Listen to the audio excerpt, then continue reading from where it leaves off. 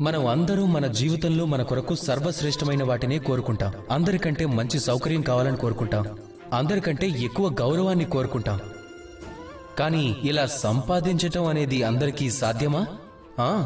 ఎందుకు కాదు? కేవలం ఇక్కడ సమస్య సమయం. మన జీవితం స్థిరంగా ఉండదు. అందుకని సమయాన్ని సరిగ్గా ఉపయోగించుకుంటే సరైన ప్రతిఫలం ఉంటుంది. మీరే ఆలోచించండి. ఎవరికైతే కలలు కనటం నచ్చుతుందో వారికి రాత్రి చాలా చిన్నదైపోతుంది. కల నిజం చేసుకోవాలనుకునే వారికి ఉదయం చాలా చిన్నగా మారిపోతుంది.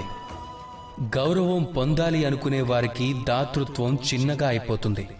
ఎవరైతే జ్ఞానం పొందాలి అనుకుంటారో వారికి అజ్ఞానం. జీవితంలో లక్ష్యం సాధించాలి అంటే సమయాన్ని ఉపయోగించటం సరిగ్గా తెలిసి ఉండాలి. గుర్తుపెట్టుకోండి. రాధాకృష్ణ.